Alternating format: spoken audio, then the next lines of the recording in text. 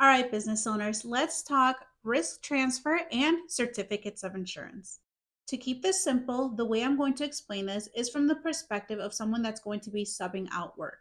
Typically, this is more common in construction, but can also be applicable to business owners that maybe hire someone out to remove the snow from their parking lot or do the landscaping around their business.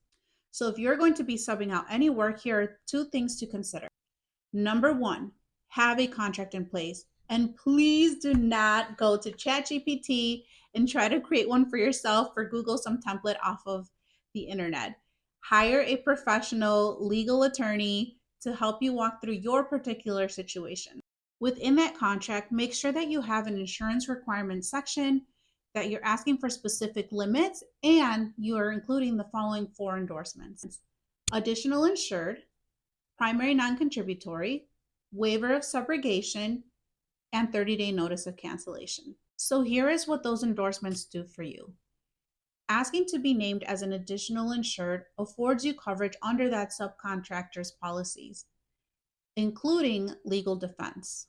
A primary and non-contributory endorsement ensures that the subcontractor's policies will respond first without your policies having to contribute. Adding a waiver of subrogation stops the subcontractor's insurance policy from recovering costs from your insurance policy after a claim.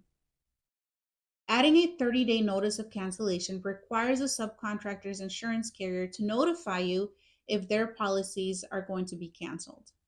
The second thing to consider is that just because a subcontractor is providing you with a copy of their certificate of insurance, it doesn't mean that proper risk transfer is taking place, especially if you didn't require those previously mentioned endorsements into a contract. Why? Well, because sometimes the language in the policies read that in order for these endorsements to be applicable, they must be requested in written writing in a contract. And if you didn't ask for this in a contract, then those endorsements don't apply. Risk transfer is all about protecting your business from unexpected liabilities, but it only works if it's done right.